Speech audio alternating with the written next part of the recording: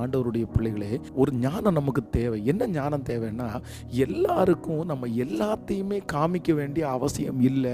இதுல ஆண்டவருடைய பிள்ளைகள் ஞானம். சிலர் இதுல ரொம்ப வீக்கா இருக்காங்க. அப்படின்னா, ஏதாவது ஒண்ணு நடந்துச்சுன்னா எல்லாருக்கும் காமிக்கணும். பாருங்க, அந்த காரியத்தெல்லாம் உடனே Facebookல போடுறது, WhatsAppல அனுப்புறது, இந்த மாதிரி நான் வாங்கியிருக்கிறேன், இந்த மாதிரி நான் பண்ணியிருக்கிறேன்.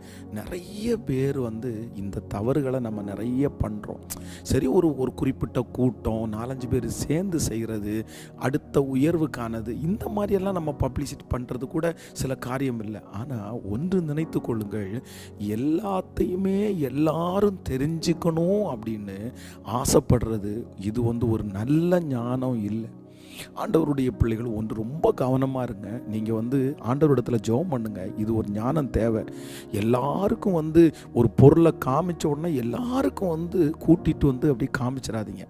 உலகத்தில் இருக்கிறவங்க பார்த்தீங்கன்னா நிறைய பேர் இதில் ஞானமாக இருக்காங்க. பாருங்கள், சிலர் வீடு கட்டிட்டு நம்மளை அந்த டெடிகேஷன் அன்னைக்கு கூப்பிடும்போது பார்த்தீங்கன்னா அந்த வீடு நிறைய இடத்துல அறகுறையாக இருக்கும். அதை ஃபினிஷே பண்ணியிருக்க மாட்டாங்க. ஃபர்னிச்சர் எதுவுமே ரெடியாக இருக்காது. ஏன் இவங்க இப்படி பண்ணுறாங்க? இன்னைக்கு டெடிகேஷன் தானே, இதெல்லாம் ரெடி பண்ணி தான் நல்லா இருக்குமே நம்ம நினைப்போம். ஆனால் அவங்க ஒரு காரணத்தோடு தான் அதை பண்ணியிருப்பாங்க. என்னென்னா, நம்ம எல்லாருக்கும் இதெல்லாரும் காமிச்சோன்னா ஒரு பொறாமை வந்துடும், யோசிப்பாங்க.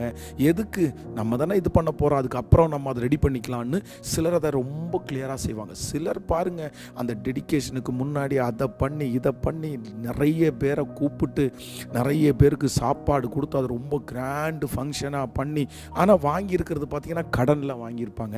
வாங்கியிருக்கிறது பார்த்திங்கன்னா அவங்களுக்கு நிறைய பணம் கட்ட வேண்டியது இருக்கும். இந்த மாதிரி ஆண்டவருடைய பிள்ளைகள் ஒன்று நினைத்து கொள்ளுங்கள், உங்களுடையது எல்லாமே மற்றவங்க தெரிஞ்சாதான் என்னை மதிப்பாங்க, தெரிஞ்சாதான் என்னை கனப்படுத்துவாங்க, அவங்க தெரிஞ்சாதான் சமுதாயத்தில் எனக்கு ஒரு பெருமைன்னு தயவு செய்து நீங்கள் நினைக்காதீங்க. என்னை பொறுத்த வரைக்கும் அவர்கள் தெரியாமல் இருக்கிற வரைக்கும் உங்களுக்கு இன்னும் நல்லது. சிலருக்கு தெரிஞ்சால் போதும், ஆண்டவருக்கு தெரிஞ்சால் போதும், அது ஒரு பெருமையாக நமக்கு மாறிடும்.